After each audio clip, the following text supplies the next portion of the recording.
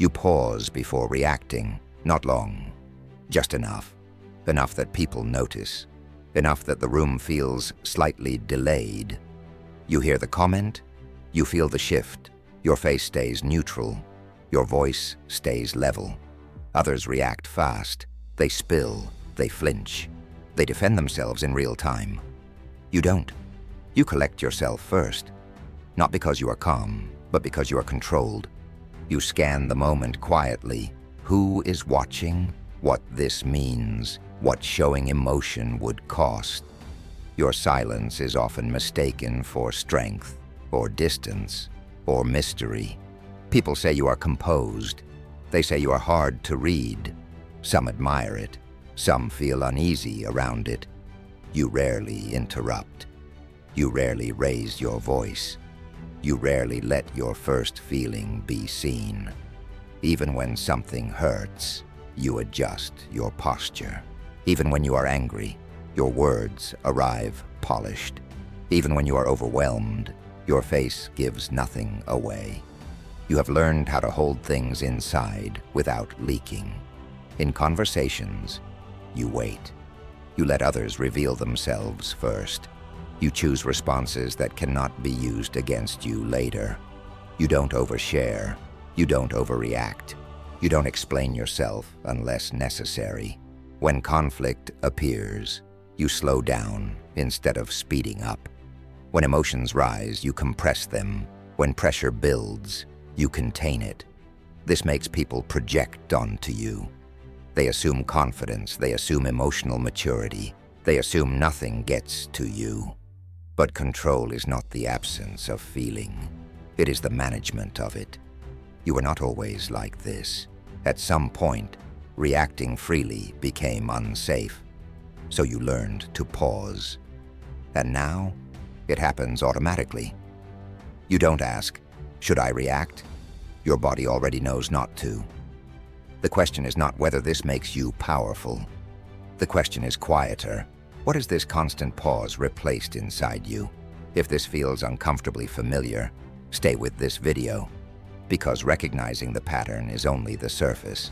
What you call control did not appear randomly. It was built slowly, moment by moment. Women with high internal control do not feel less. They monitor more. There is a constant internal observer running in the background, watching tone, tracking reactions, adjusting expression in real time. Before a word leaves your mouth, it passes through filters. Is this necessary? Is this safe? Is this reversible? Emotion still rises, anger still flashes, sadness still tightens the chest, but instead of moving outward, it turns inward. It gets assessed, contained, reshaped into something acceptable. This is not emotional numbness. It is emotional regulation taken to an extreme. You learned early that reactions create consequences, that visible emotion invites interpretation, that once something is expressed, it no longer belongs to you. So you learned to hold it. Self-monitoring becomes instinct. You read rooms quickly. You notice micro changes in people's faces. You sense when attention shifts toward you. And when it does, you become precise. Your restraint looks effortless because it happens fast, faster than conscious thought. This creates a strange imbalance. Inside, things are active, busy, heavy. Outside, everything appears calm. You're often described as emotionally stable. But stability here does not mean rest. It means containment. You rarely allow yourself the relief of full expression. Crying feels inefficient. Anger feels risky. Joy feels like it needs permission. Even happiness gets moderated. You don't let moments take you over. You keep them on a short leash. This level of control makes you reliable. People trust you with responsibility. They come to you in chaos because you don't add to it. But internally, the system never turns off. You are always regulating, always adjusting, always watching yourself from a slight distance. And slowly, almost invisibly, that distance becomes normal. Not reacting feels safer than reacting. Pausing feels smarter than expressing. But there is a cost forming beneath that logic. Not obvious yet.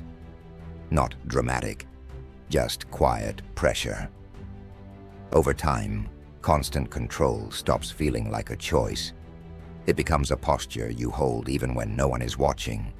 Your nervous system stays slightly tightened, as if something might still require management. Nothing explodes, nothing collapses, but something slowly wears down. Emotional energy gets spent not on feeling, but on holding feeling in place. Fatigue shows up first in quiet ways. Not physical tiredness, but a dull inner exhaustion. You can get through long days, difficult conversations, heavy moments, yet feel strangely empty afterward, as if you were present, but not fully there. The effort of restraint drains more than visible conflict ever did, because it never releases. Relationships begin to feel distant, even when they are stable. People feel close to you, but you feel slightly removed from them. You listen, you respond well, you remain composed. Yet there is a layer they never reach, not because they failed to try, but because access was never granted. Control protects you, but it also filters you.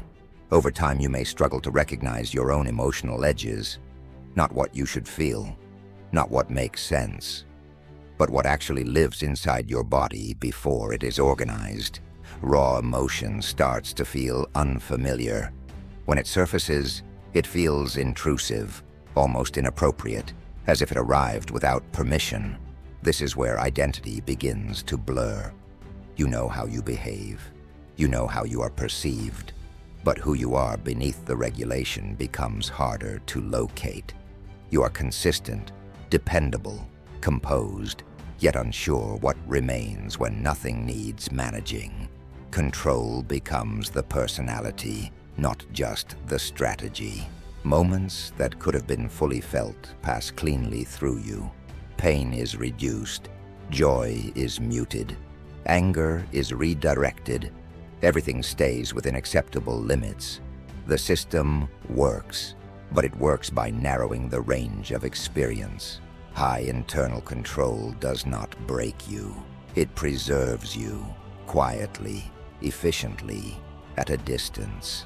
And the unresolved thought it leaves behind is not whether you are strong enough to keep holding everything together, but whether anything inside you is still asking to be felt without being paused first.